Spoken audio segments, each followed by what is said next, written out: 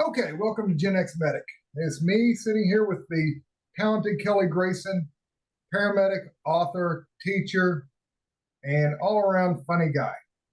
Very smart, can one of those instructors that can truly break down stuff to simple, easy to learn subjects such as so easy a firefighter can get, as I jokingly say. All the love But, to our firefighter brethren. oh yeah. If we don't joke with each other, who else can, right? That's right.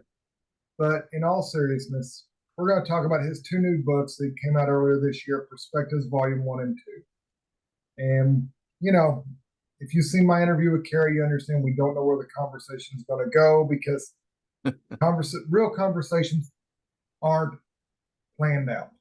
Yeah. So let's go ahead. Kelly,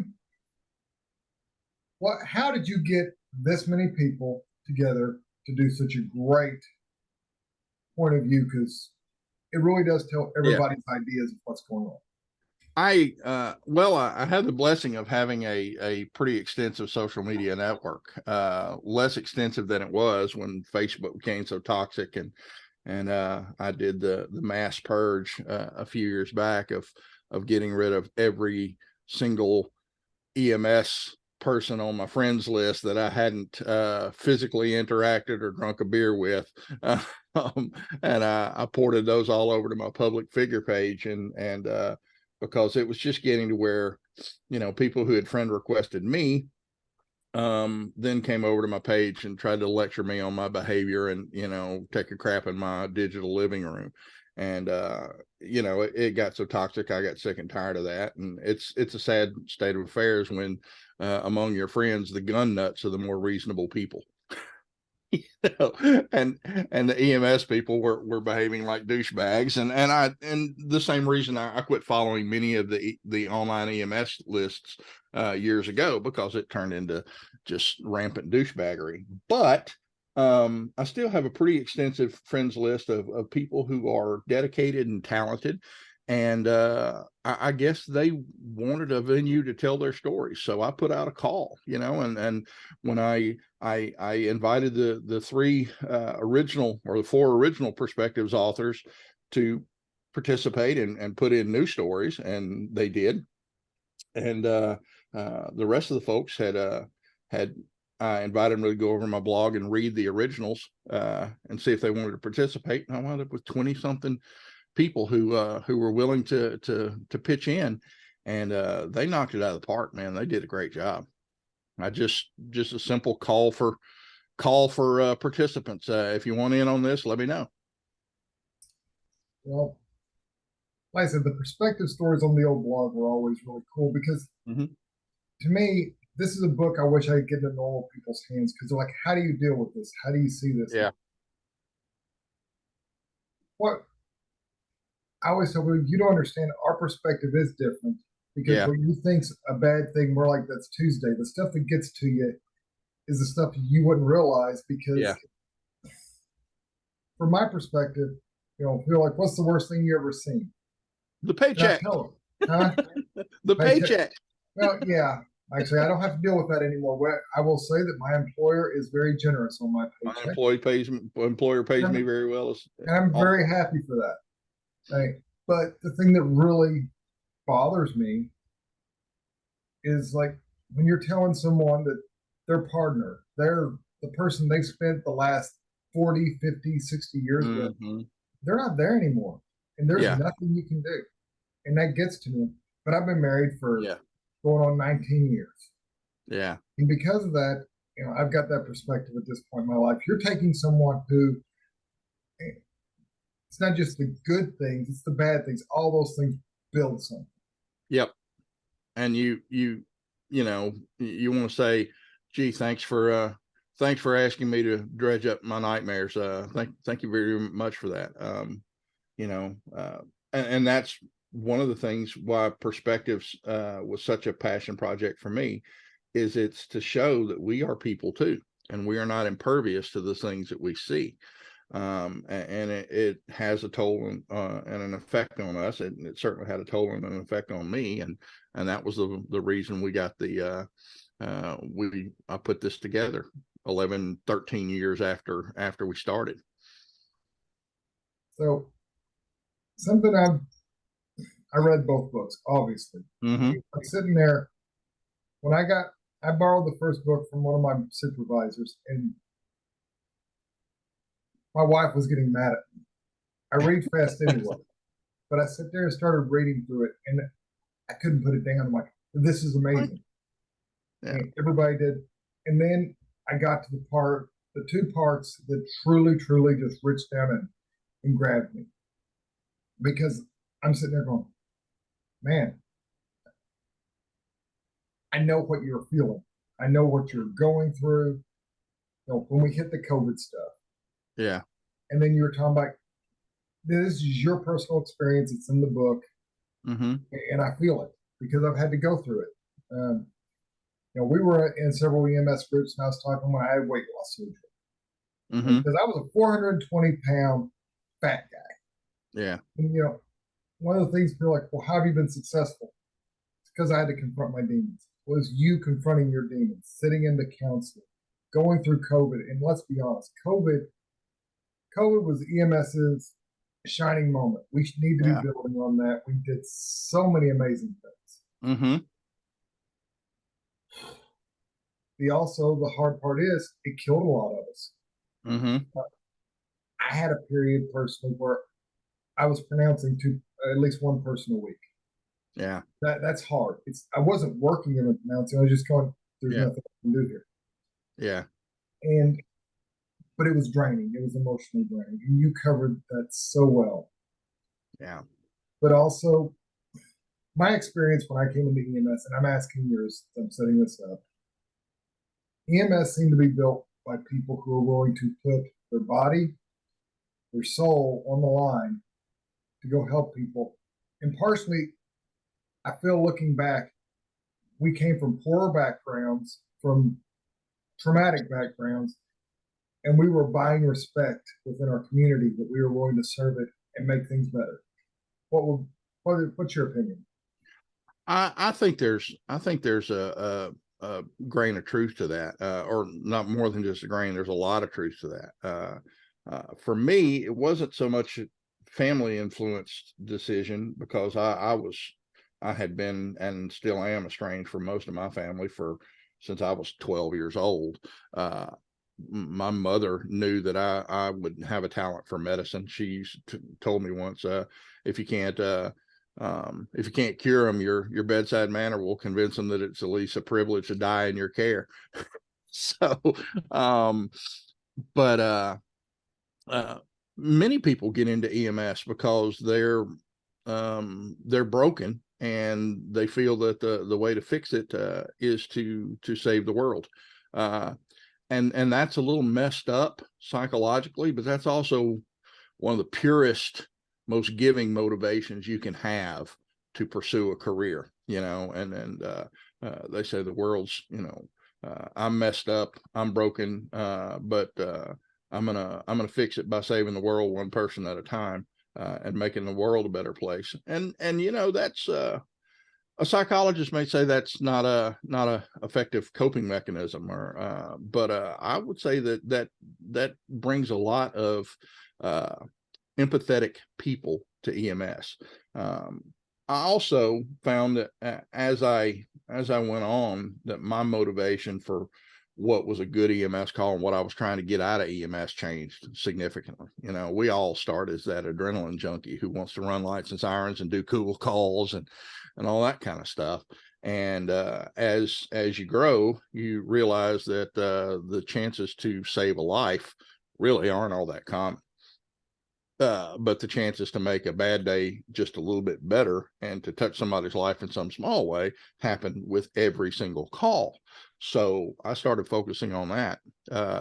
And that helped a lot with my career satisfaction, rather than just grouse about running the next transfer or the next granny fall down, little old lady, LOL squared, the little old lady lying on linoleum. I would I would realize that the simple interaction between human beings and a chance to be a problem solver for someone when they've reached their last resort and picked up the phone and called 911 is a gift that we ought to treasure. So my perspective on EMS and my motivation has changed pretty radically from when I got into the profession to where it is now. And I find that reflected in my writing as well. The thing that, perspectives, you wrote it, but you also edited it. Yeah. And that's the thing that, shows you're multi-talented. I mean, George R.R. Martin is a much better editor than he is a writer. Let's be honest. He needs an editor. Yeah.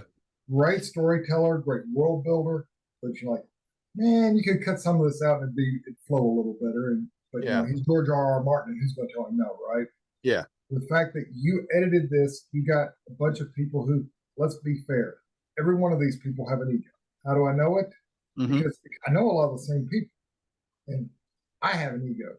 Anyone in medicine who functions at what you would consider a decent level tends to have a bit of an ego. And EMS are the worst because we do a lot of stuff that the joke is we probably shouldn't be able to do. Yeah. But we do it anyway, and we get good at it. Yeah. The joke that you're the Charlie Daniels of the laryngoscope. And when I came in, being able to intubate was the hallmark of a paramedic. Yeah. And, I to this day will sit there and argue that, yes, supraglottic airways work, but in the end, an ET tube is always better because if it's in and it's working, it's a better airway. Yeah. I just also accept that good enough's good enough at times. Yeah. And I feel it's a better perspective than I used to have. But,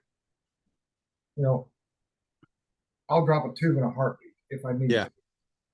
I've just got better at realizing I don't need to all the time. That's right. I'm better at airway management than I have ever been in my career. More skilled, but conversely, I'm also less likely to intubate someone than I have ever been. And that's not a coincidence. There are times when intubation is not the answer.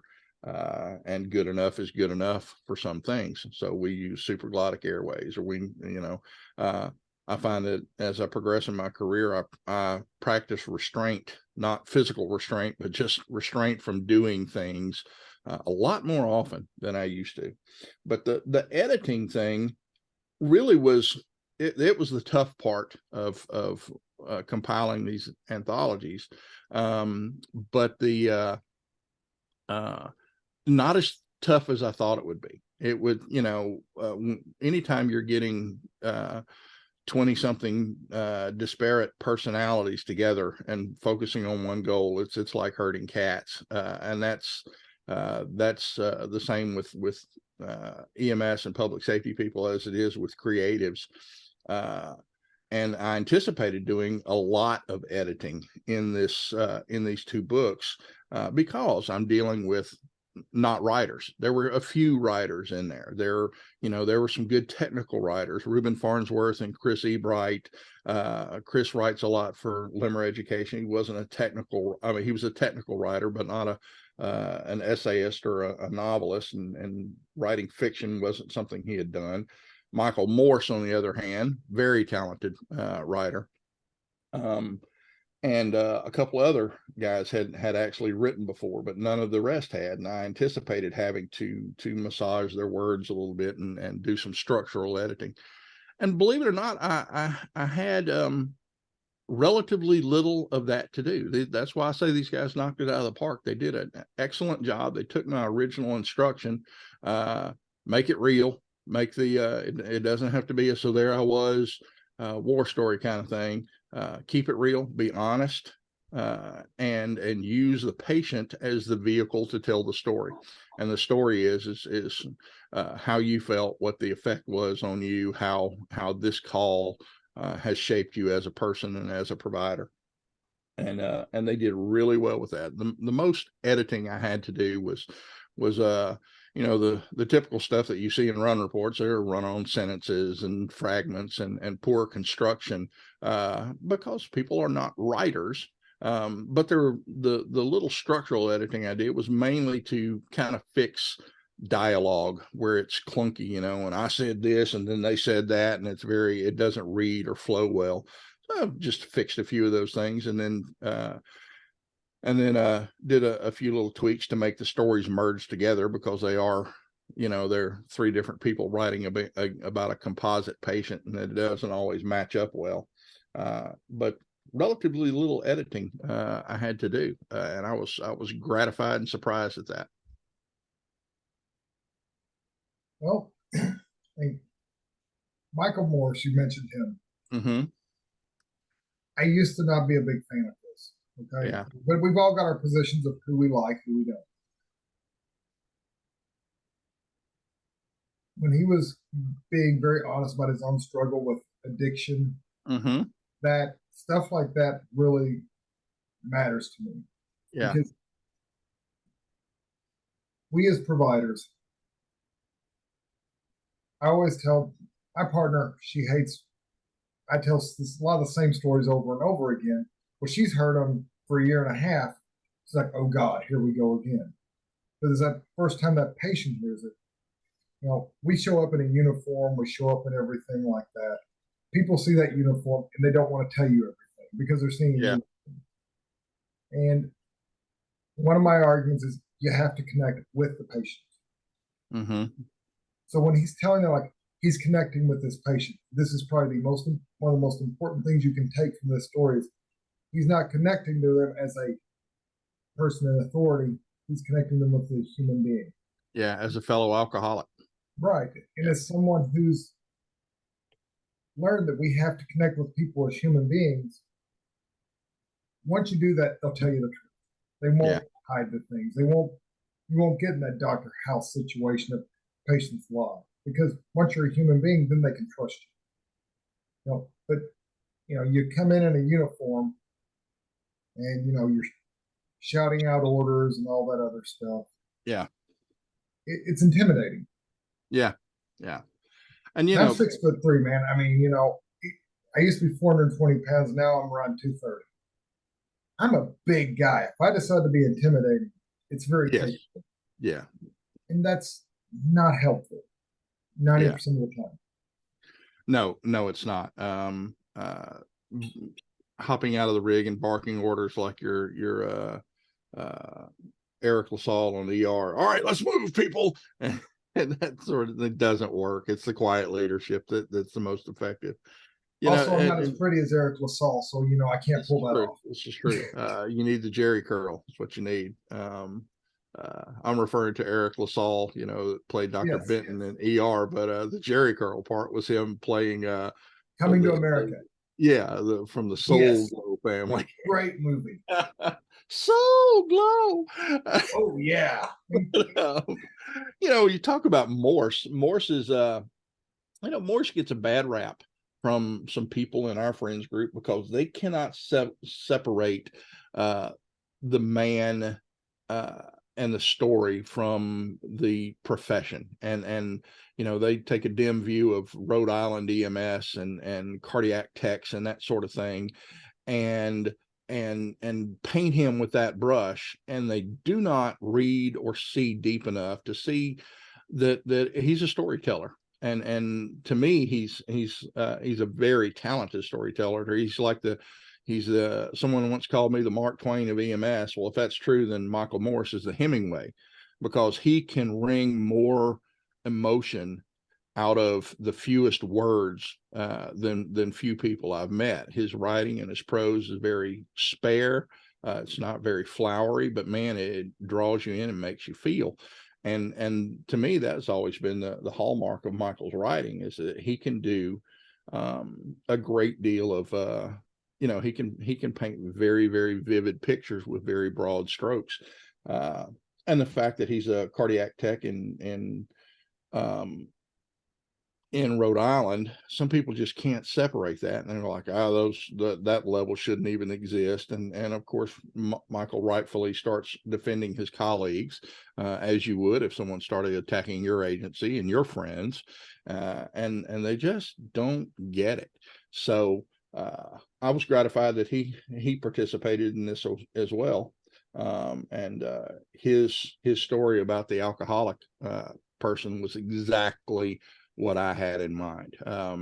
The personal connection and that sort of thing. And another one that did very much the same thing, and I purposely sought him out specifically for this, was Bradley Jones in I think the other novel where he was dealing with an opiate addict, and Brad has gone through heroin addiction and come out the other side, and a stronger person, and still dealing with his demons, but thankfully clean. And it's an inspiring story. A very inspiring story, and I wanted him to be able to tell that as well. Yeah, and I really agree. I mean, addiction, psychological issues, and God help us, suicide has been afflicting EMS for a long time. Right? There's times I like good bourbon. Okay, my joke is I'm an EMS. I can't afford to be an alcoholic because what I enjoy, I can't afford to buy a lot of. Yeah. By the way, we've got a restaurant bar right up the street from where we live that has whiskey flights, which is great because there's just a maybe half an ounce pour, just enough to truly just enough to get the flavor. Yeah.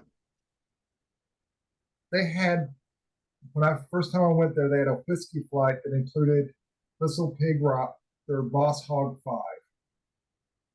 Kelly, I never wanted to go dump a ton of money on a bottle of whiskey so much in my life. This was it was smooth. The flavor was amazing. I'm sitting there going, I can't afford to drink too much because there's no way I could ever afford to buy enough of this to do it. So in talking about alcoholics, something I always do, something EMS people understand, especially if you've worked or more urban EMS, you wind up having your favorite homeless people. And you have your favorite frequent flyers, the guys you see all the time. Either they're really nice and sweet or they're just fun. Yeah. And that's something people don't understand. Yeah, you see these people all the time, but you have the ones that you're like, oh, we get to pick up so-and-so, we're picking so-and-so up. And you're going to laugh because you know this person's going to be doing something funny or they're going to make you day a little better. And it hurts when those people pass because the dirty little secret about frequent flyers is, and we forget it because, we're interacting with them, they're sick. Most of those people are legitimately sick. Yep.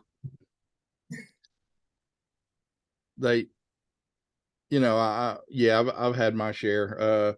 I started out in private EMS, so we don't call them frequent flyers. We call them valued repeat customers, which are the foundation of any successful business. As long as they're insured and their insurance pays, they are valued repeat customers, and we must treat them as such. My first boss taught me that. I did a spit take when he said it, but we have those now. We have also the surly drunks that we just cannot stand, and thank God in my agency we're allowed to, if they're hemodynamically stable, we can make those people what we call status 4, and the paramedic can get in front and the EMT gets in back. And thank God for that, because I do not speak drunkese very well. And that is my Achilles heel, customer service wise, is when I'm faced with a surly drunk, I tend to get surly back. So I try to avoid those situations. But the happy drunks and the chronic inebriates that have a good sense of humor, and do funny things and say funny things, those are pretty cool. You just get to cut up with them, and with their, and some of those conversations can get pretty darn raunchy because there's no filter. Really cute. I'm like, she's not interested, buddy. But I've always said that this is a profession of people who are trying to make the world a better place in the end. Yeah, it brings people. For the most part, in my experience, EMS is some of the most accepting people in the world of different points of view, unless you want to be a jerk about it. Yeah. If you're willing to be respectful, hey, I disagree, and then we can go on about our business. Unless you're trying to, we're libertarian in that you do you, fam. Yeah. And I agree with that. I've had Hmm. friends in EMS that I disagree. Oh God, our politics were 500 miles apart, but we loved what we did. We were there to help others, and it made a good friendship. And we had that shared experience, that shared bond. Yeah. And I'm afraid we're going to lose that because everybody's so busy trying to be mad about, well, I disagree with you on this, so you must be a bad person. Yeah. The I call it the de-evolution of society. And a blogger I followed pretty extensively back in the day named Billy Beck. And Billy's pretty dark and one of the most cynical people you'll ever meet. But he was extremely intelligent. He called the age we're in the endarkenment, where intellectualism and reason is falling by the wayside, and we are just reduced to our basest notions, fighting with one another like a bunch of idiots. It's a screaming monkey crap fight at the zoo, only less entertaining, and that's a shame. I hope that something will happen in our national discourse where we start to realize that we are not the oppositional camps that our political leaders have made us to be, and we start electing reasonable people that reflect reasonable values, and we start talking to each other instead of screaming at each other once again. I don't know that that's going to happen, but man, I do pray for it. Otherwise, my backup plan is a mountaintop compound in Idaho somewhere with lots of canned food and shotguns. Hey, you're in Louisiana. I'm pretty sure you're safe, bud. uh, you know, I mean, I worked offshore. I know way too many Lactulets and Thibodeaux. Okay, so you know. yeah, we got plenty of hardy folk down here, and Cajun country is a wonderful place to live. You know, you got very open, giving people down here that love God, food, and family in various orders. But it's also heavily conservative, and they tend to be to favor the more conservative end of the political spectrum. And as a libertarian, I kind of distrust the conservatives as much as I distrust the liberals. I think they're just busybodies in different ways. You know, I can't disagree. Republicans won't keep their nose out of your wife's vagina, and Democrats won't keep their hands out of your pockets. And the only difference between the two is what part of the Constitution they crap on. So, I'm a free speech guy. I want yeah. I want it all to be out there. Like, well, you wanted to be able to say this awful stuff. I'm like, yeah, I want them to be able to say it because I want to know who the jerks are. Yeah, yeah. If It's I know nice when you're a the bad idiots person, skyline themselves. Yeah. yeah, it's easy. It's pretty simple. This is self-controlling. Oh, you're a scumbag. Now I know. You know, now I've got to ask because my last interview was with the lovely and talented Miss Carrie Dickerson. Oh yeah. Friend, we have way too much fun when we talk. If Mm-hmm. The sad part is, if we were to start drinking on stream, the two of us, we would probably have to move to Rumble because YouTube would eat both of us. Yeah. Because well, Carrie's an interesting individual. Yeah. Very wonderful human being. When I was going through some personal problems, where we had some personal family issues, Carrie Dickerson was the one person who didn't just check up on me immediately. She knew about when the anniversary of this bad thing that happened was. Yeah. And checks up on me almost every year. We've not talked in 6 months. That's how awesome she is. Yeah. Well, the reason I had her on was because I read American Sirens. I'd love to get Kevin Hazard on here. Mm-hmm. But if there's anyone I knew who knew about Freedom House, it's Carrie. Yeah. Have you read American Sirens yet? Yes. The most shocking thing about it to me was not the racially tinged aspect. I know our history.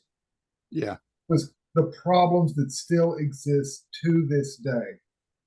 the stupidity, the political BS.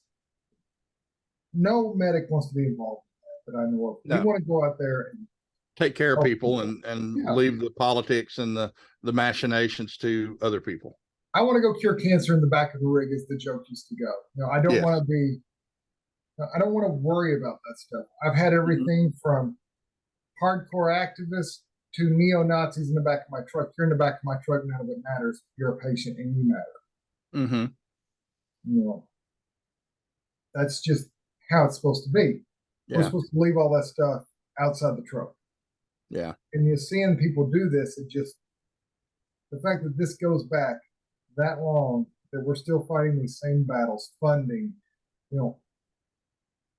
proper protocols. Fortunately, I'm in a state that does not believe in the word protocol. We believe in the words clinical guidelines. Awesome. I mean, yeah. Why'd you do this? Oh, that makes sense. Hey, you went a little off the reservation. Glad you called medical control for that. Yeah. And that's the way it ought to be. You come up with unique solutions. Heck, we might make that protocol. There's literally protocols that are written because a paramedic came up with a solution on scene. Yeah. I mean, and that's, like I said, that's what we need to be. We should be more agile. And one of the problems with the larger employers is they're almost, while trying to fit the economy of scale, I firmly believe that the larger agencies and companies need to revert more control back to local, so that way we can be more agile in dealing with things. Because that creates an agility that we don't currently have as much as we could. But smaller agencies and companies can be more agile, but they don't have that economy of scale because you priced an ambulance in the last 10 years. Yeah. Monitors it. I mean, yeah, they do everything. But God, buying them's ridiculous. That's right. And I think Tempest Pro missed out on a market niche that it should exploit. They also, their big claim to fame is the modularity, and they can add so many different modules so easily. They need to put TiVo and a deodorant mister in there. So it just missed out a little pine tree scent or Dracar Noir or something to overcome the stench of the homeless man's feet, or they also need 5G so we can all get superpowers. That's right. And maybe integrate with your Nest or your Ring cameras or your Google Home so you can turn down the heat on the pot of stuff you left on the stove when the tones dropped. But at the very least, it ought to be able to TiVo the latest episode of Yellowstone or something, or whatever it was we were watching when we got called out. Sit down, relax, watch TV. We're good. I was extremely lucky in my first EMS job. My boss told me patients, partners, profits, in that order. That's what you take care of. You let me handle profits. And sadly, he didn't handle profits very well. He was a good man and a fairly decent leader. He was just not a good businessman. Yet through just sheer grit, that company held on for close to 20 years before they folded. But the freedom to practice as a paramedic and to do, his overriding concern was what was good for the patient. And protocols didn't matter so much. If you had to deviate from protocols, what was good for the patient was the cardinal virtue that we had to practice. And when it came time, when the time came that we were deviating from protocols so much, then we had to rewrite protocols, and he let me rewrite our protocols. Now, you talk about kid in a candy store. Give a paramedic that's been around for say 5 years the opportunity to rewrite their protocols, and I sat down and went, okay, what would I like to do without calling a physician first? Everything. Yeah, let's see if I can. Yeah, yeah, let's do all the things. So I did a lot of research and borrowing and plagiarizing, and I wrote the most advanced protocols I could find for the day, and they're still pretty good today, if you update some drugs and drug dosages. Um, but and we could do that because our medical director had 6 paramedics that he had to ride herd on. 6. Now Acadian has 2,000 they have to ride herd on. Yet surprisingly, their protocols are not as regressive or as restrictive as you might think. And there's a codicil in the very front of them that said, "Hey, protocols can't address everything. We expect you to use good clinical judgment and do your best on behalf of your patient, even if it's not in the protocols." And that has always been my out. I deviate from Acadian's protocols fairly frequently, in small ways. I don't just flout the rules, but I trust in that my local management team and our medical director, who I've interacted with in the past, has the trust in his medics to allow them to do that. And the few times that I have been asked about my care when it deviated from protocol was not, "Why did you deviate from protocol?" It was, "Why didn't you paint a better picture in your narrative to explain why you did this?" So it was more of a documentation issue than anything else. And that was really all that was said. Hey, you did the right thing for the patient.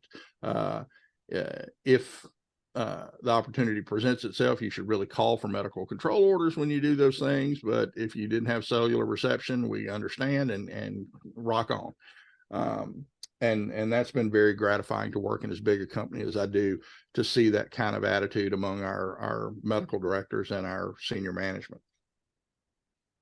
Well, I'm fortunate. My current manager used to be our clinical guy. Oh yeah, perfect. So it's like,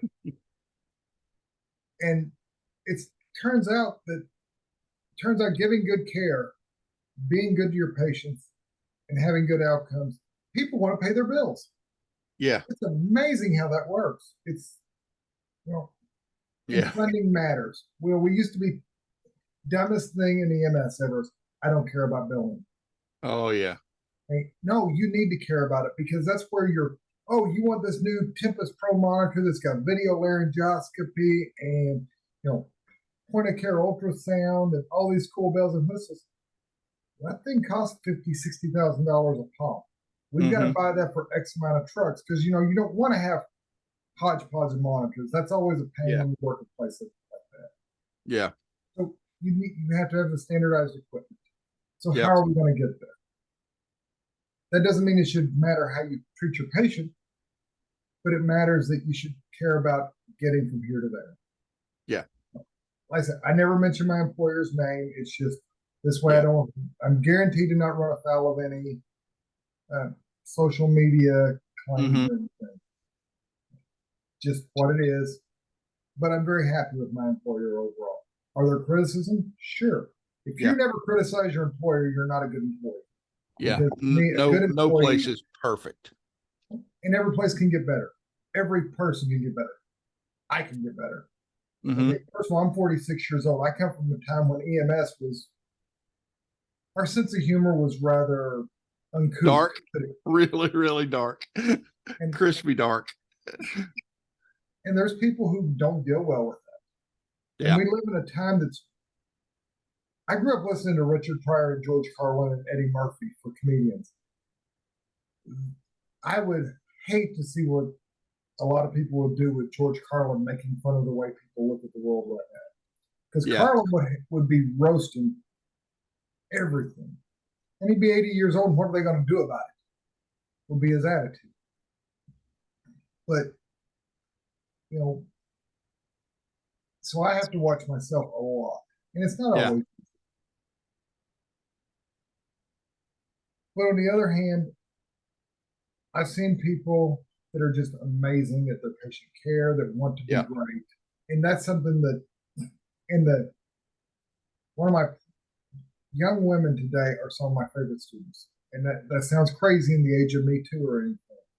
But these younger women who have just enough of a chip on their shoulder that they've got something they want to prove and they want to be the best, And to me, that's the students I want to have as a preceptor, because they're like, well, I'll show you. Well, I want you to show me. Show me how good you are. Show me how you want to learn. What's your opinion of that? Because I know you're a preceptor. I know you're an instructor. We have medics that we have a couple medics that are horribly misogynistic and demeaning to women, and not surprisingly, they always they never have a regular partner. Go figure. Nobody wants to work with them, and everybody knows their names. And if I were to mention what part of the state I work in, they could probably mention those paramedics' names right now. To me, and that is still a part of the good old boy paternalistic network in EMS that women are not suited for this job. And I think that is absolute horseshit. If anything, I think that women are better suited for this job. Because everyone tends to focus on everyone that uses the women shouldn't be in this job, or the same kind of people that focus on the women shouldn't be in the fire service and that sort of thing. And it's a very narrow blinkered view of what we do. And they focus always on these physical characteristics. Oh, they can't lift, and they can't do this, and they can't do that. What? Yeah, Jesus Christ. Okay, first I got to interrupt. Yeah. Give me names. I'm going to send my partner down there, and her 5'3" butt is going to crawl up them and then show them. Yeah. Now, if anything, now here's the thing. I don't think that physically, I think a height requirement is a more realistic thing than a lifting requirement, because when you're 5 foot tall, and you're loading in the back of our ambulances, you can't physically lift high enough. You're having to press the end of the stretcher over your head. So in their lifting position they're in, they're just physically handicapped by their height, not their strength. And that is sometimes requires some juggling. But the real traits of a talented paramedic, I think, are something that women possess societally more than men. Empathy, and caring. I don't know about you, Roger, but when I first got into EMS, it was all about the adrenaline and the doing stuff to people, and not the doing stuff for people that I was all about. And men are very type A, take charge types, and I don't really think that should be at the premium we place on it. I think empathy and caring should be we should put a much higher premium on that in hiring people. I've said for many years that we waste a lot of money taking adrenaline junkies and trying to turn them into hand holders, when what we should be doing is taking hand holders and teaching them how to lift effectively and function in a crisis. And to my mind, women are better than that, better at that than men. And Nancy likes to refer to herself as a stewardess, the flight attendant EMT. She's a pillow fluffer and would you in a blanket type of person. And we roll our eyes at that sometimes. But honestly, ask a patient what they valued most, and no one's going to say, oh man, the way you handled that laryngoscope on Granddad, I've never seen anybody intubate a more I know my granddad, and he's a Mountain Potty 4. And the fact that you could get a tube in him just amazed me. Big props, dude. Or, I've never seen anybody, you picked up on those subtle EKG changes that I had, and thank God for it, because it turns out I was having a STEMI. No one says that. They talk about how nice you were and how quickly you got there. And nice is probably the best character trait in an EMS professional, and is in my experience, women are generally nicer. One of the things I've heard said, I think it came from Dr. Red Duke, rest his soul. Yeah, I could be wrong. People don't sue care. they sue how you make them feel. That's right. And That's right. my first boss I ever had in EMS, he was the lead medic. He wound up running the company. Horrible businessman. You recognize the type. Yeah. But he goes, 3 things you want to have. Always have a blanket. Take time to say hi to people, and be nice. Yeah. You can get away with almost anything if you can make someone feel important. Yep. Yep. And they should feel important, man. I mean, they're the reason we are there. Yes, they are the most important. One thing I've noticed that you have with certain types, I was explaining to a young lady who I was teaching, and like, this is my experience. And this is 24 years of doing this.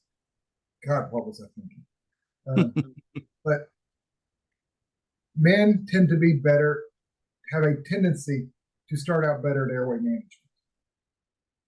Women tend to be better at IV access because, just difference in manual dexterity, physical differences. But the women who are great at airway management tend to be just amazing because they didn't have those advantages. So they had to learn all these tricks, and vice versa with men with IVs. And there are people like, that's offensive. Like, no. If you have a disadvantage and you learn to overcome it, you tend to be excellent at that particular thing. Because you have those fat hands and everything else. Your hands are all clunky, and you have to figure out how to get around them because it's important. Or you don't have the same wrist strength that someone has, and you have to get around it. But I know there's a female paramedic I know. She now works in Georgia. She worked locally, and she could intubate somebody faster than anyone I know. But she had to get around it. And once she learned how to do it, she was just amazing. Well, and see, I'll offer a counterpoint. I think the reason for that is when you're a novice at practicing a skill, you tend to focus on at least men tend to focus on strength, and it's all about the displacement of the jaw and how much arm strength you have in intubating, whereas with IV access, it's all about dexterity and fine motor skills and coordination, and women have better hand-eye coordination naturally than men do.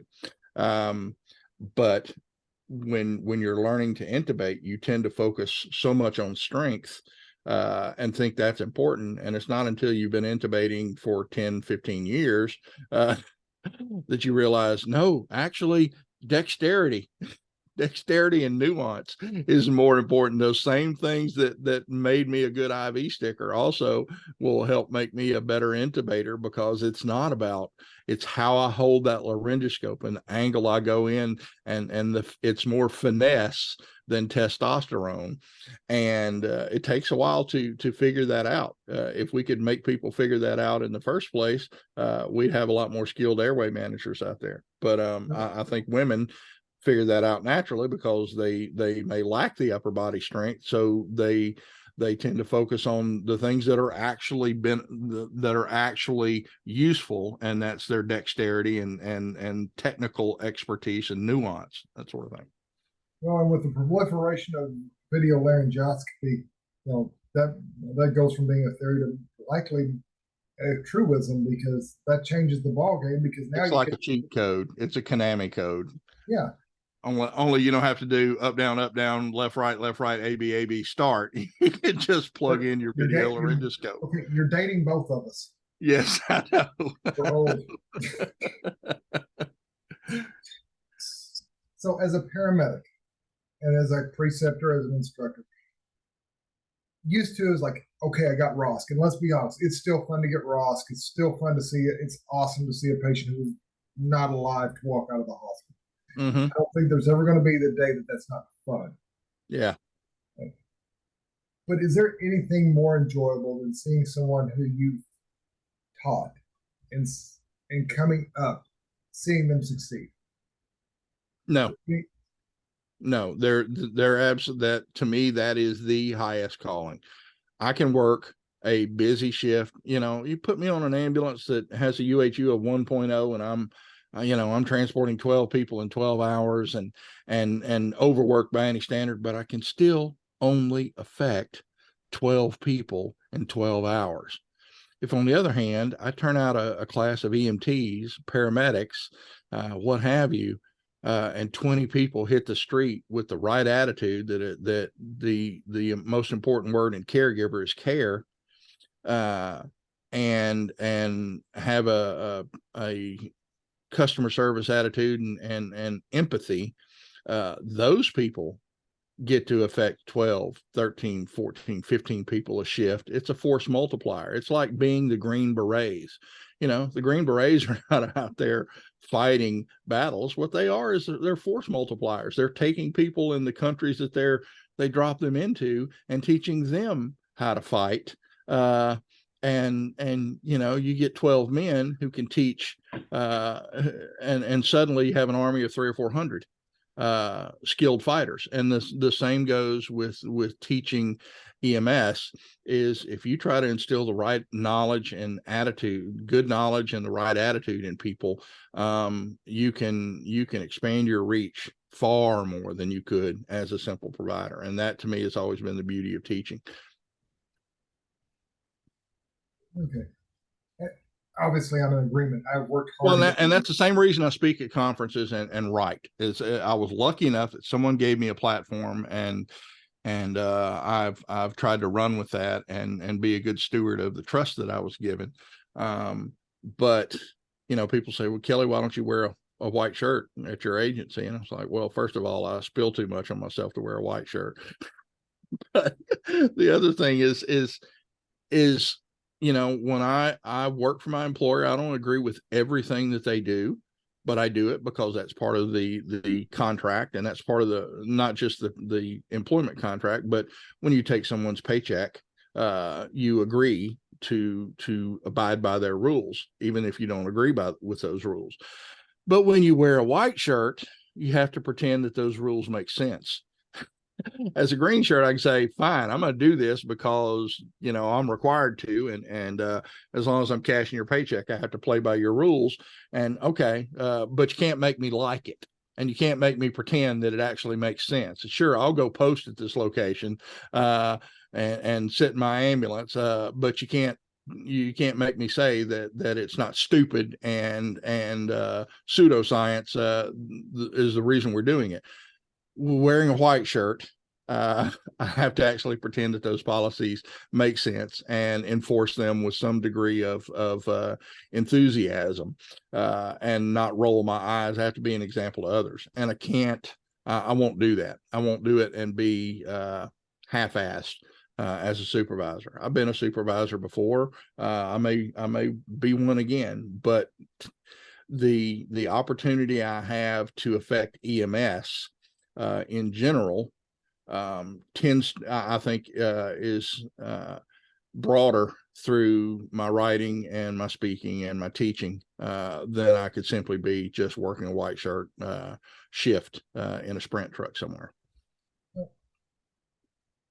And I was seriously at one point wanted that position. I've had it before at a smaller agency. And I came to the conclusion I have no desire to be in charge of people, as it were. It's great at a smaller agency. At a bigger agency, you're just putting out everybody's brush fires and babysitting people. And it's it's when you're getting a refusal, okay? And you're talking to someone and they're like, do I have to go? I'm like, ma'am, I don't have the authority to tell you have to do anything. And I don't want that authority. And that may go back to even my libertarian outlook. I don't want to be able to boss people around. I don't want to sit there and say, you have to do this, because I don't want anyone to tell me I have to do that. Yeah. So, and good supervisors, I would probably be in this day and age a poor supervisor, because my attitude is I want to be able to come in and tell you screwed up and how you screwed up and how we're going to fix it. But I'm not always the best at candy coating it when it's time to deal with things. I just want to, let's deal with it. Let's get it over with. Yeah. You can come in and tell me, if I disagree with you, I'm going to disagree with you. But we can do that respectfully and politely. But sugarcoating it, to me, it doesn't work well with a good form of communication. Yeah. I'm not good at it. I can say, hey, Kelly, you did this wrong. Or you can kind of, hey, Roger, you did this wrong. And this is why. Well, the supervisor who hired me, I love dealing with him because he'd pull you in the office. Hey, you screwed up. Only in those days, he wouldn't use that terminology. Yeah. A little earthier. Yeah. But you respected the guy enough that you listened to what he had to say. Mm-hmm. And I've seen people who will sit there and they don't have any respect for the people who are put in that position. They think Yeah. that they know more than everybody else. And then you're sitting there going, that what you're saying doesn't actually work because there's a real world aspect to stuff. Yeah. Well, I think EMS is not unique in the fact that we have way too many managers and not enough leaders. A leader inspires people to do better by their example, and they practice servant leadership, which is helping your people be the best they absolutely can be. And what's Dwight Eisenhower saying, says it's amazing what you can accomplish when you don't care who gets the credit. That's leadership, as opposed to management, which is bludgeoning someone into submission with the policy and procedure manual. And we have way too many managers out there and not nearly enough leaders. The leaders I have had in EMS have always, and the ones I tried to emulate are the people that go, what's the right thing to do? What's the right thing for the employee, the patient, and the company? What's the right thing to do here? Let's do that. Now let's page through the policy and procedure manual and see if we can find a policy that we can shoehorn this into.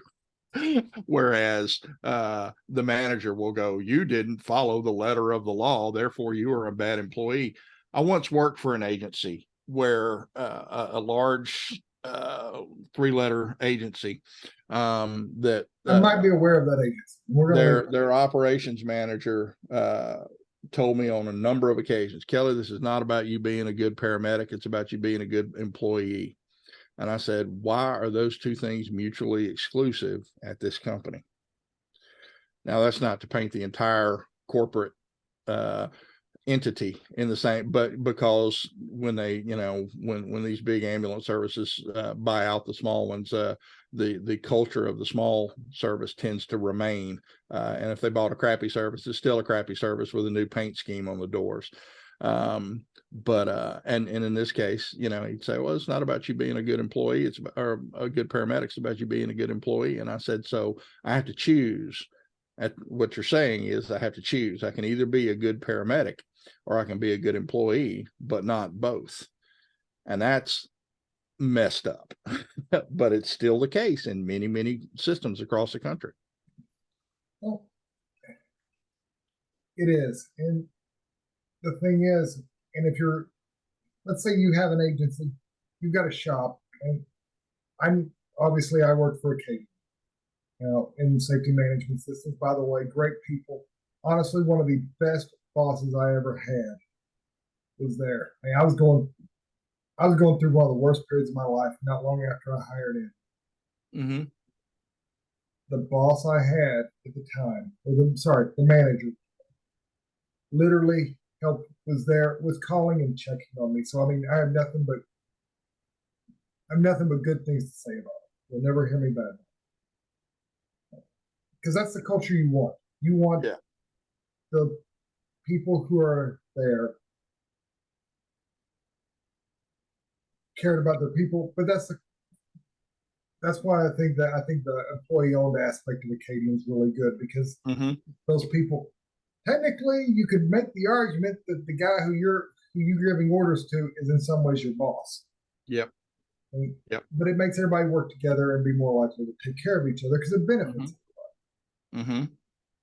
With the side benefit of you can retire after 20 years a multimillionaire. Yeah.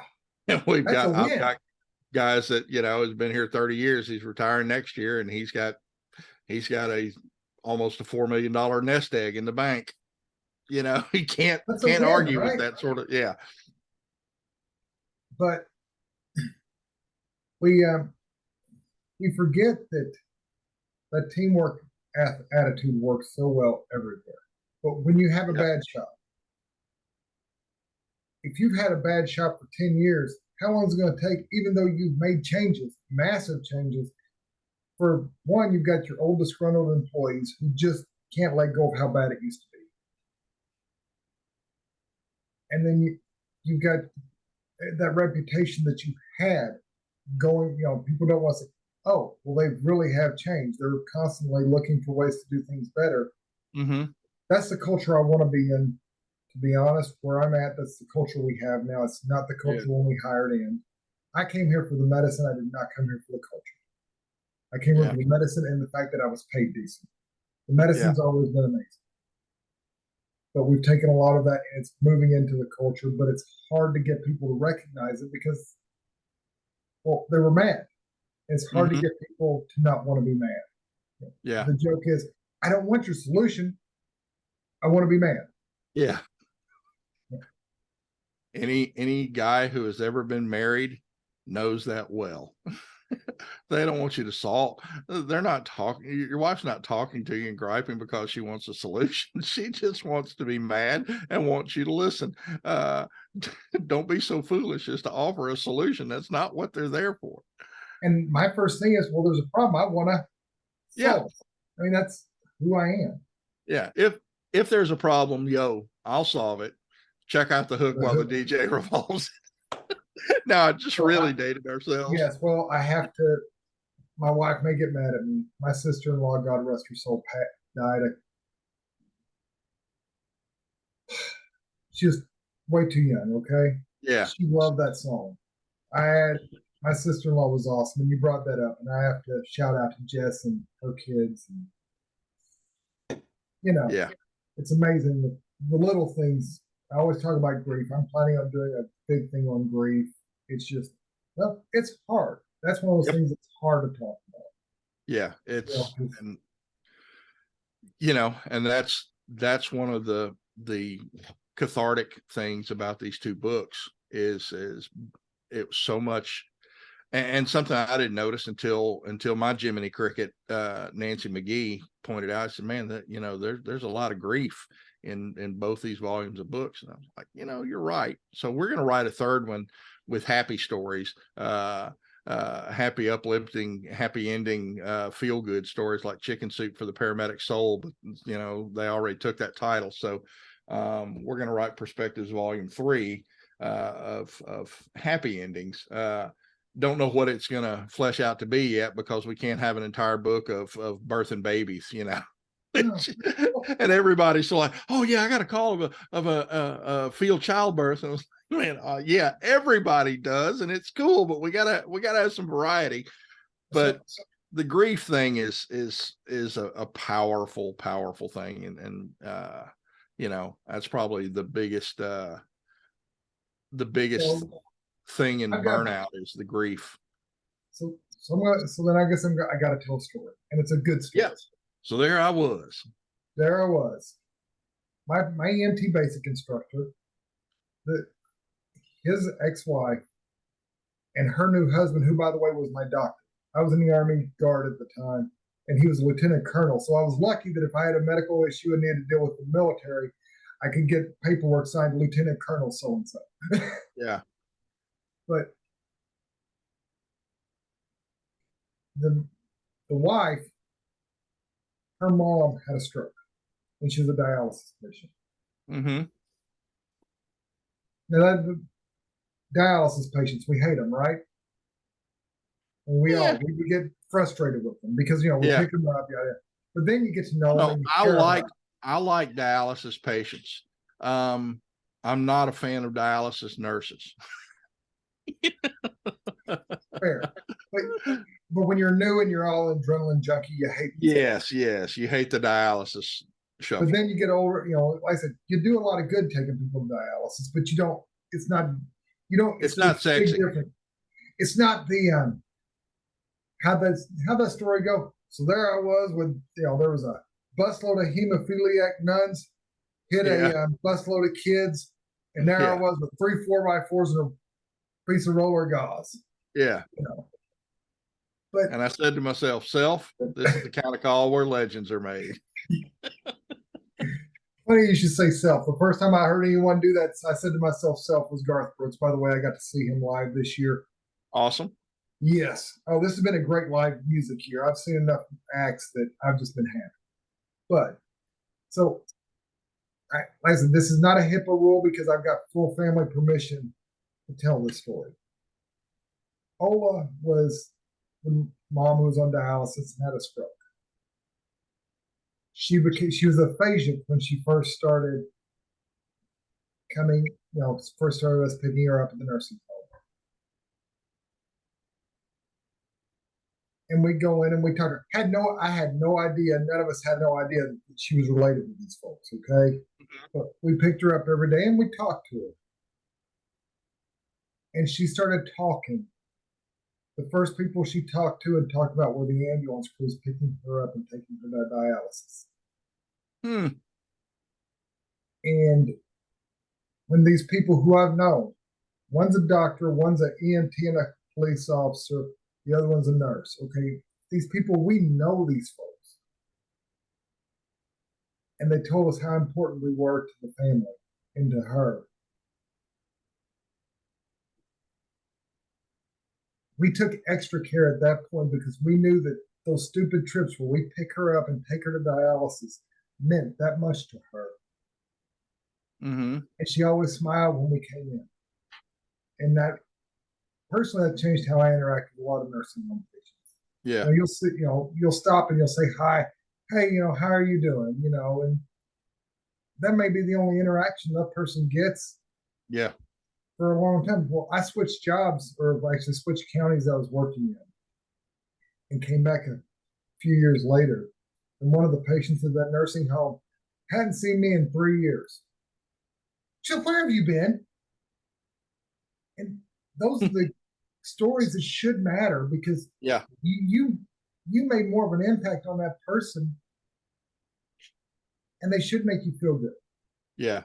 And I honestly think there was a job I interviewed I didn't get because that was my big accomplishment, was that patient talking again. Well, with the mother-in-law talking, but to me that meant I'd done something right, and it wasn't some glorious. And then I took that mountain potty floor and slid that tube in there like it was nothing.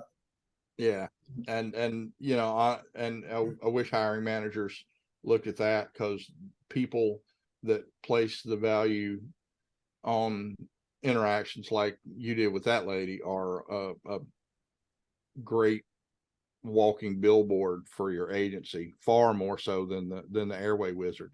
And I've got to counter with a similar story of my own.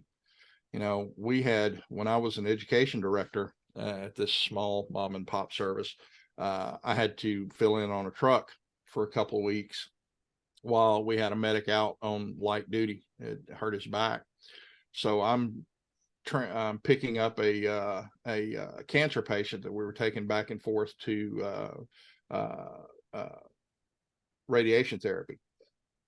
And I had dealt with this man's wife multiple times, phoning in complaints on our crews.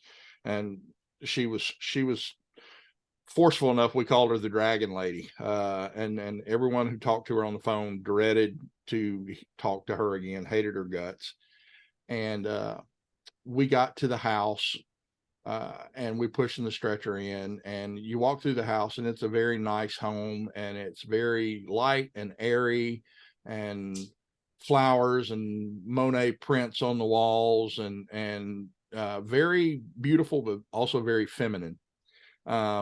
And then you go into the study, and it's a study in contrast. It's dark wood, mahogany, and smell of pipe smoke and leather and this kind of thing. It's it's a man cave.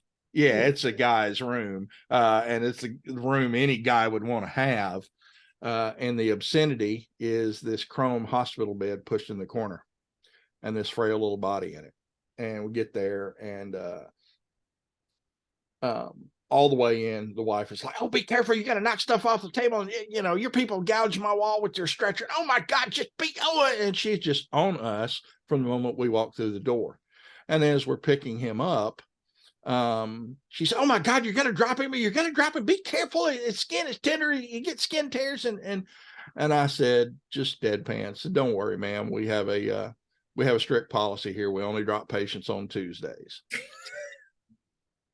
And this voice came up from the sheets and said, but today's Tuesday.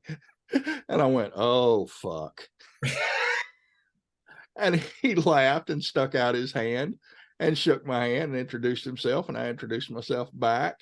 And I was polite and courteous to him. And we joked around, and I saw his wife crack a smile. And man, for me, that's like that's like sunshine. I've got to have more of that. So for the next 2 weeks, taking him back and forth, got to build a pretty good rapport with he and his wife. And she became something less than the Dragon Lady. What she became was a woman who had married her high school sweetheart and been married to him for close to 50 years, and he's dying before her very eyes, and there's nothing she can do about it. She's about to be alone in this world, and she is having a problem dealing, and she is taking control over the things she can take control over, and as a way to manage her grief. And it paints her in an entirely different light. And on our last dialysis trip, literally, I mean, not dialysis, our last radiation trip, the last time I took him out, I pulled him. I happened to notice a shadow box on the wall. I go over there and look, and there is a silver star and a purple heart, a pair of sergeant chevrons, and several other campaign ribbons that I didn't recognize, and a picture of my patient as a second lieutenant. And he has got his arms around several other soldiers. It's obviously World War II. And there's the light of the devil in his eyes. He is just a young man in the prime of life, and no fears at all. And I just, wow, I hadn't pictured him in that way. And on the way back, I was like, Sanford, I saw your campaign ribbons there on the wall, man. Pretty impressive. He said, yeah, I spent 23 years in the Army. I got a battlefield commission to second lieutenant, fought in the Battle of the Bulge and several other major engagements in World War II.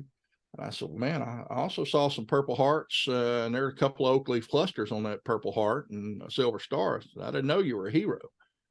And he said, no, man, I'm not a hero. I worked with some heroes, but I just did what I needed to do. He said, I'm not a hero like you. And I said, what? I said, I'm not a hero. He said, yeah, you are. He said, because you make my wife smile. And do you know how long it's been since I have seen her smile? And dude, even telling it floors me to this day. But that day, it floored me, and it was all I could do to not break down on that call. And that's the last time I saw him. He died. He was hospitalized 2 days later and died in the hospital. But it stuck with me, and it never has left me since, that the things that we do that are important to the patients and the families are very often not the things that we place value on, and to always remember that. And the fact that he said, you're my hero because you've made my wife smile, and it's been so long since I've seen her smile. I was like, okay, if that's heroic, I'll take that. I don't think I'm self a hero, but if that's important to you, hell yeah, it's important to me too. Kelly, I'm going to tell you, I'm going to agree. You're not a hero. You're a professional when you're doing that. You're doing the right things. Professional. My argument's always quit calling people heroes. Professionals aren't heroes. They're doing the right thing every day because it's just what you do. Yeah. And we need a lot more professionals in this job. And man, you about made me cry. Yeah. Well, we have. I've taken some flack in from people who disagree with my view on EMS. And they use the professionalism thing as if professionalism and empathy and caring are mutually exclusive things, that there's some professional distance that we have to. And I firmly believe that you're going to do anything well, very well, if you're going to excel at it, rather than be simply proficient, there has to be some emotional investment in it. No world-class athlete becomes a world-class athlete without loving the sport that they play. And yeah, they may be professionals, they get paid, but they love the sport that they play. And we teach people that, about professionalism in EMS, but we also tend to teach them that it's a binary thing where you can be professional, but you can't be empathetic, or you can't be emotionally invested, and we have to practice this professional distance, which to me I think is a myth. And I wrote this essay some years back, Welcome to EMS, what it would be. Yes. We've shared and it that has got, on our company Facebook, private Facebook. yeah, and that has been shared all around the internet. And I got a backlink once time to Reddit EMS, the EMS subreddit, and they hate my guts over there. They really Congratulations. Yeah, they really hate my guts over there. And judging from some of the commentary, I'm proud to be hated, because you talk about a crispy bunch of burnouts over there who live to bitch. But they're not. I'm gonna call you on that. No, they're not. They're posers. No one, the people like that, they saw paramedics on Facebook and they're like, this is what a cool paramedic provider is. It's not. It's not. Those guys, no one likes those people. And like in every group like that, there's people like that stand out, and there are good people that are not talking, that are in that group. So I don't mean to paint with that tar with that wide a brush, but there's an active Kelly Grayson hate society in there, and they make me laugh sometimes, because somebody in good meaning posted that essay, and somebody's like, it's absolute horseshit. EMS is not a calling, it's a profession. It's like, they have to be two different things. Your profession can't be your calling. You can't emotionally invest yourself in something. If you're going to be really, really good at something, yeah, it requires a little bit of emotional investment. And there's nothing wrong with that, as long as you view it in a healthy way. So when you say professionalism, yes, being courteous and being kind to people is a hallmark of professionalism, because that's what we require. But if you don't get some personal satisfaction out of being kind to someone, then maybe you're in the wrong field. I agree. I mean, there's no argument here. If you could argue with that point, you're probably missing the point of doing this. Yeah. Being a hand holder should not be considered a pejorative. Yeah. And so you mentioned being a gun nut earlier. Mm-hmm. And I know you and I have had communications with the same author. In fact, I know that some of your friends are friends with Mr. Correa. Mm-hmm. So what's your opinion on his statement is, and by the way, my favorite firearms manufacturer hates me. If you know, really? Oh, yes. HK, you suck and we hate you. So the reason you're not a major law enforcement or military contractor, and they don't care about the little guys. They want to sell lots of guns and big contracts and screw everybody else. And let me tell you, my VP9 functions perfectly. I've never had a jam out of it. Yeah. So there is what it is. Yeah. But I used to have a USP that disappeared, and actually disappeared. It did not fall in it was not in a tragic boating accident. It either got crushed in a car because I had an accident on the way to work, or someone stole it. But it was right around that time. I'd like, where the hell did it go? And I can't find it. Yeah. But I've never had a problem with their firearms. What's your daily carry, Kelly? I carry a simple little car CW9. It's a short, it's a compact 9mm. It functions more or less externally like a Glock. It has a horrendously long trigger pull, but no safety I have to manipulate, but it just disappears well.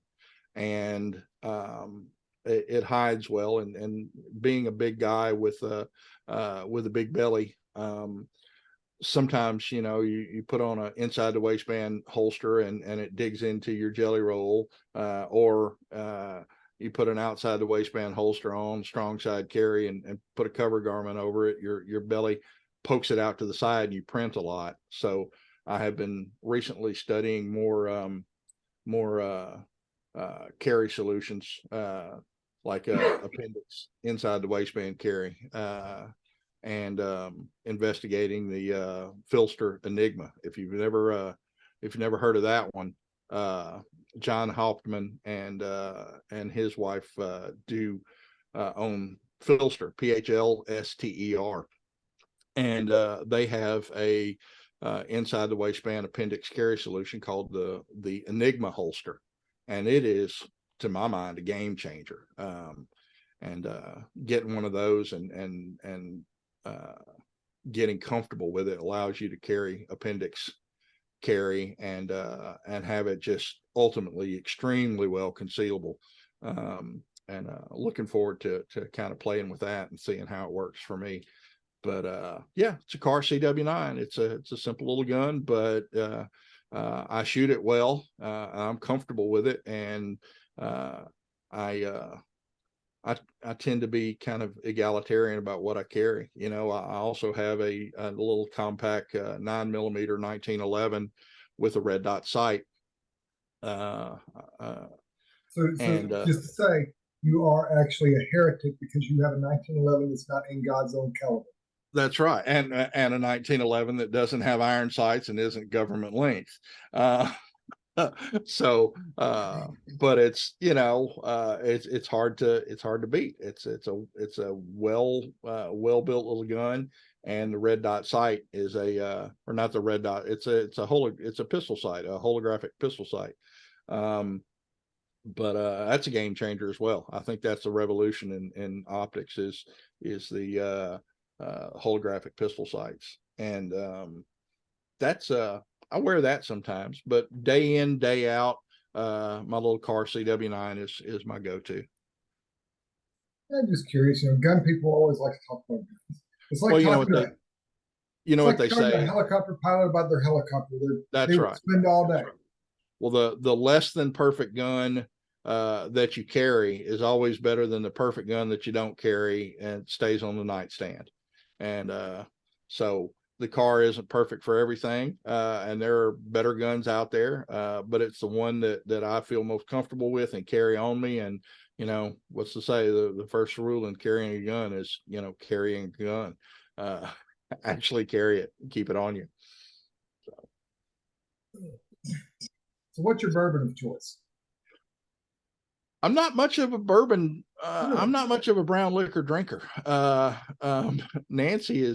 Nancy could out drink me under the table, and kind of did last night. But you're in New Orleans. If you're not drinking, are you even in New Orleans? That's right. Nancy just chimed in, Irish. Okay, that's right.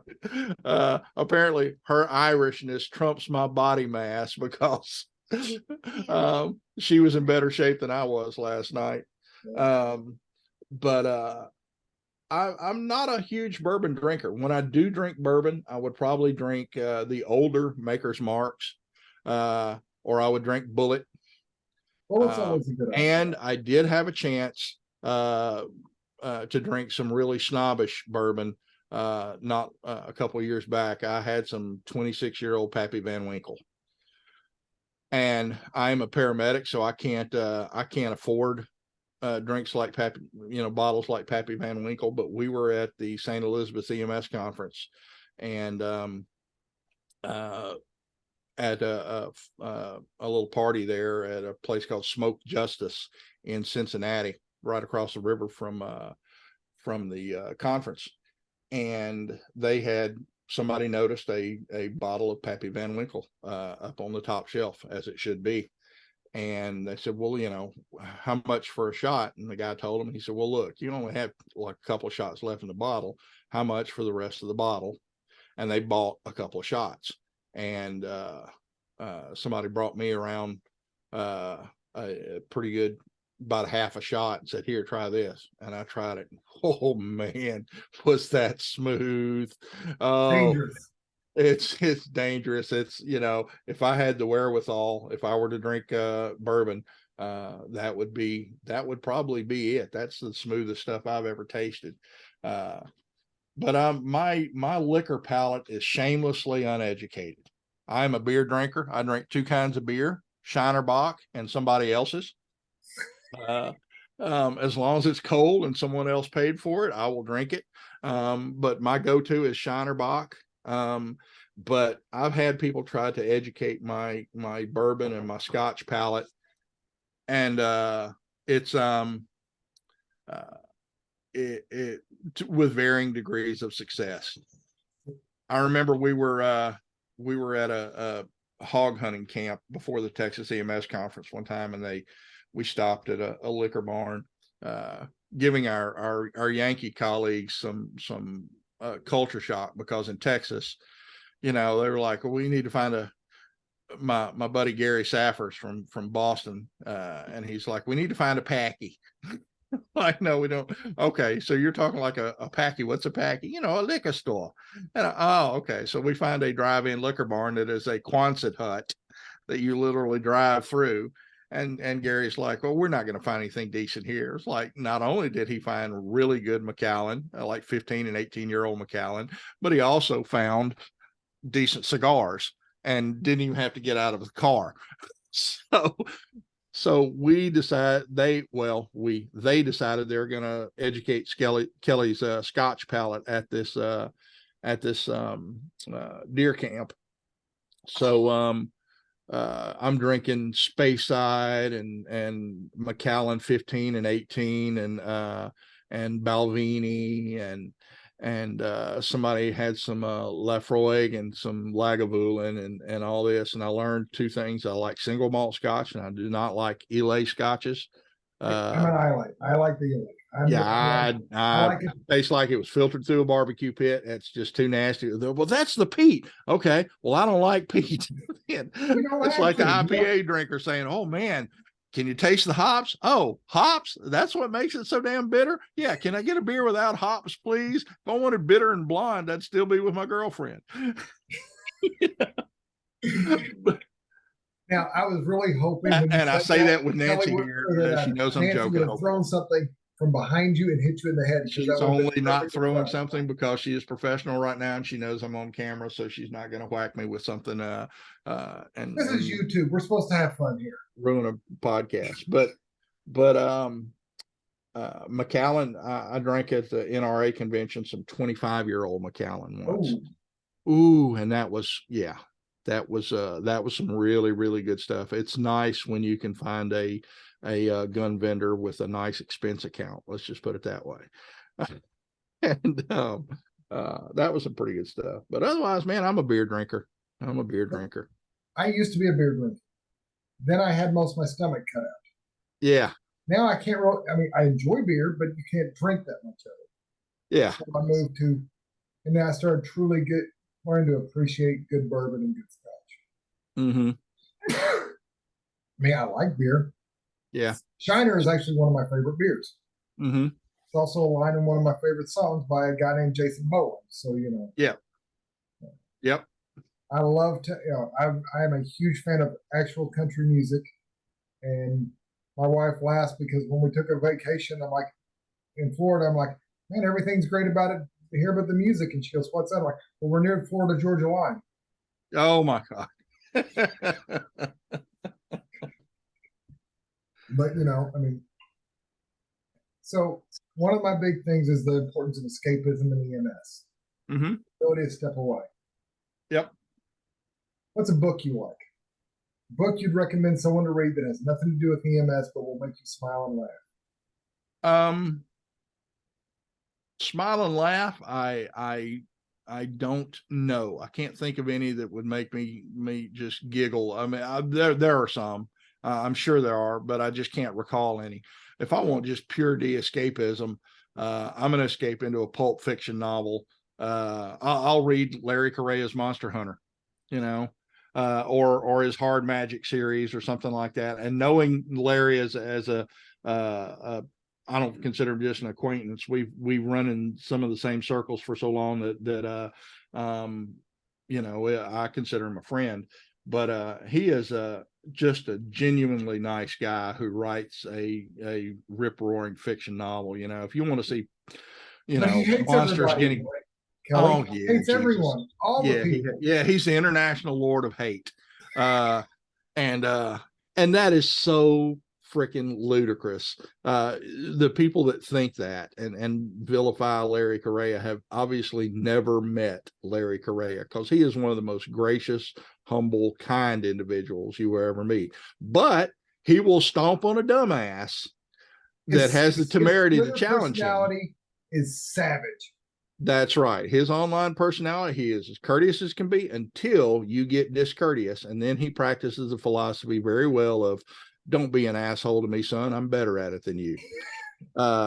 And he is. And oddly enough, people that get taken down by Larry Correia don't tend to like Larry Correia. And but I think that not only do you judge a man by his quality of his friends, but the type of his enemies. And the type of enemies that Larry Correia has are the most ringing endorsement I can think of for the man's character. So I'm going to throw one out there, and I'm pretty sure you're a fan of it from previous conversations. Mm-hmm. The Harry Dresden series. Oh yeah, yeah. Okay, I have giggled. Jim is one of the most self-deprecating men on the planet. Yes, yeah. Jim Butcher is awesome. I'm sure if you don't think that he's a good author, I'm sure he's just horribly upset in the piles of money he sleeps in at night. Yeah. But you're sitting there reading this. I will say, whenever a new Dresden book comes out, I go back and read the whole series. Yep. So I'm sitting there right before Changes comes out, and I'm reading a particular line, and I think it's book 5. And then I get to read, like, you son of a bitch. Because he literally says what he's going to do in one book as an offhand smartass comment, and then literally does it in another book. Dresden, the Dresden Files books. Now the TV series sucked. They butchered not to and not butcher in a good way. They butchered Butcher's books. But the Dresden Files books are great, and I'm a huge fan of Jim Butcher and Harry Dresden as a character. People have never read his books before. Somebody else described it very well. It's Dirty Harry Potter. It's like a combination of Dirty Harry and Harry Potter.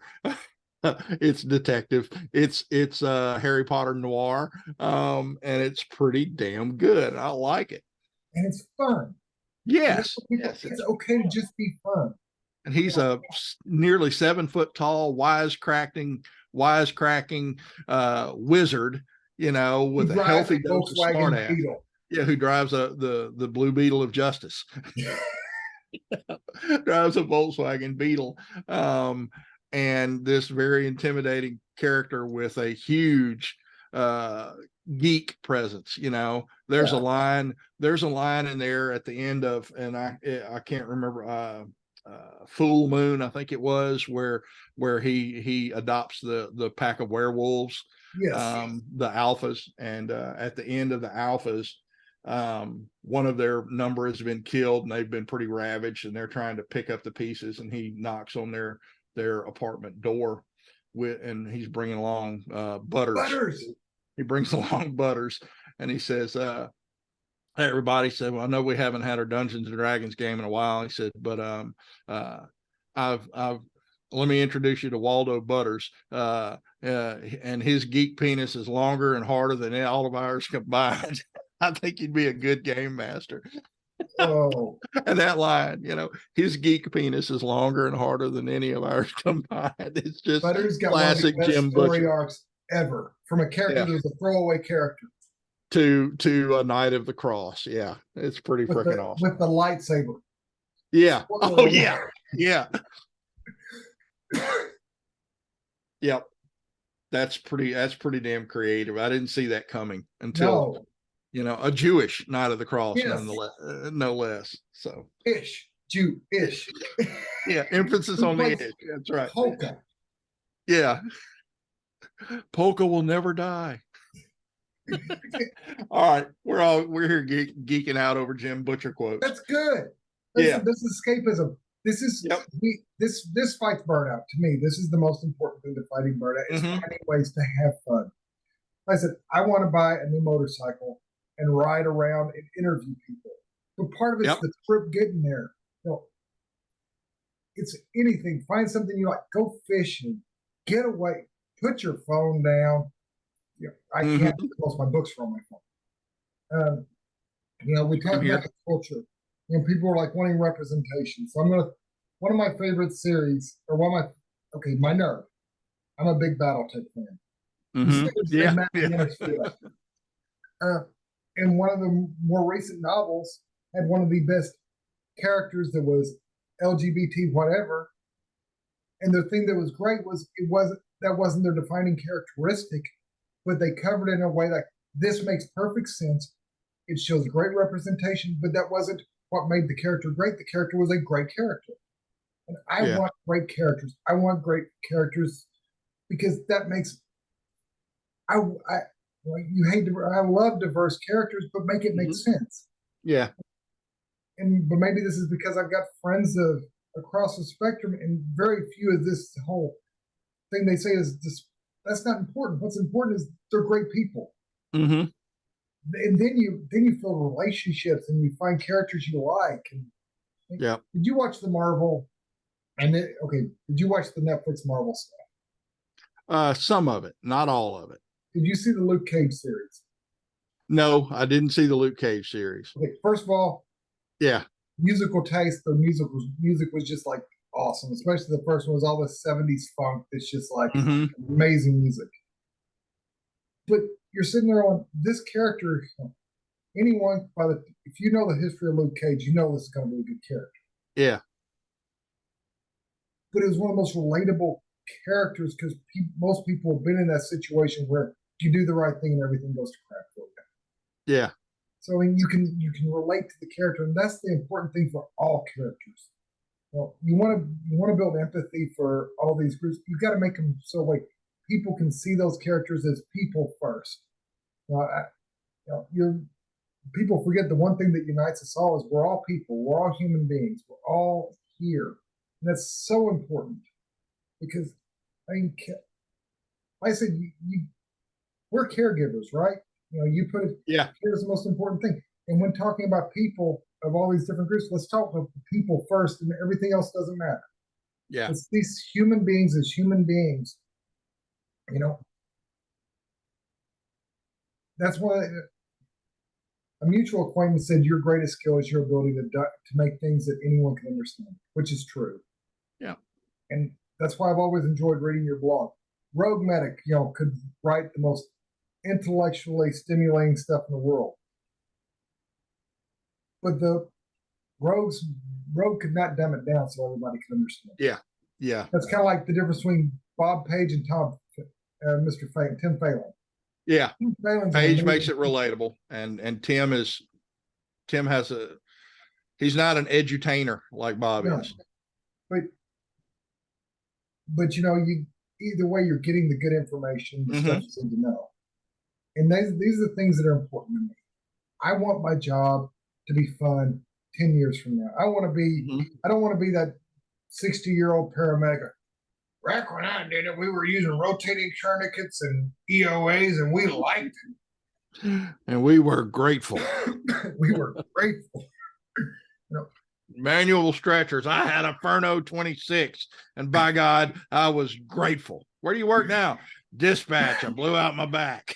Hey, I will say this: when I was started out using Furno 29s, my first job we had Model 29 cuts. We had better butts back then. We did a lot of squats. Yeah. Yes.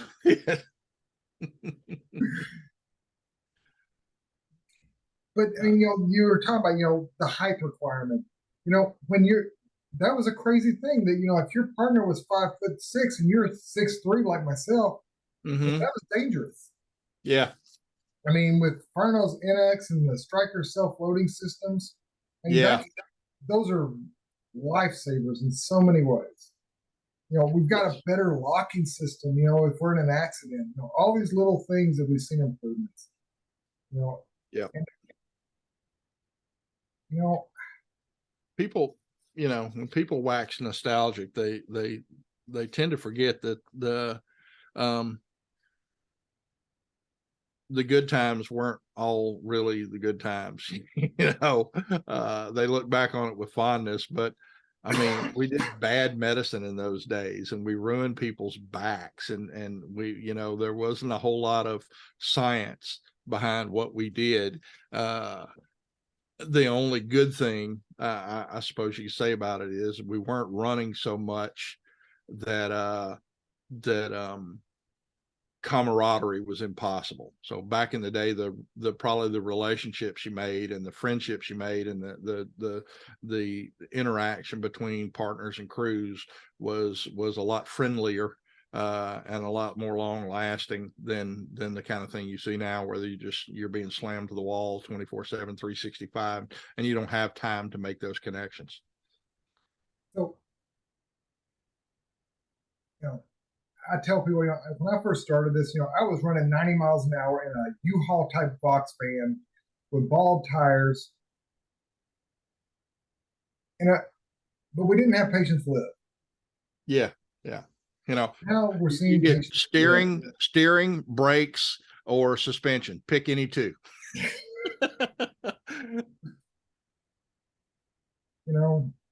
Yeah, didn't have the fanciest trucks in the world.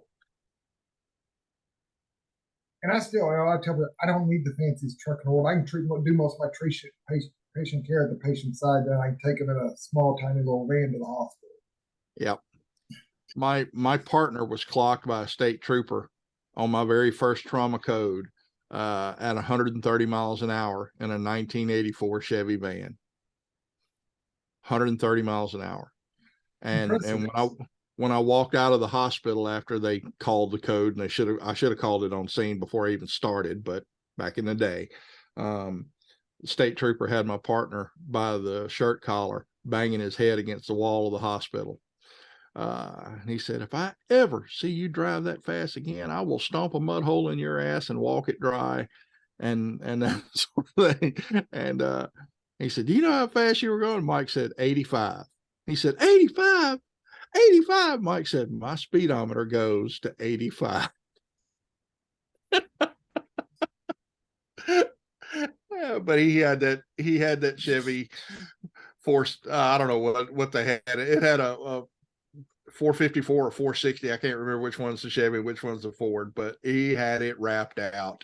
And I'm in the back trying to do CPR on an obviously dead body. Oh, good times. Holly 4-barrel opening up. You hear that suction. Yeah.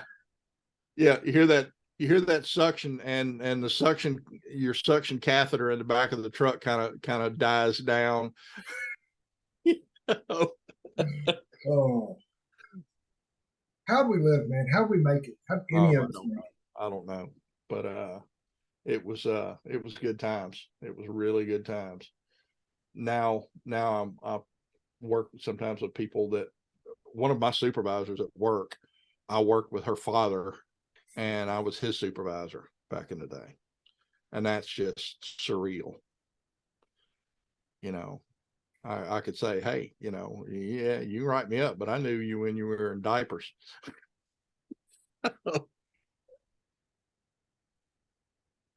Oh man.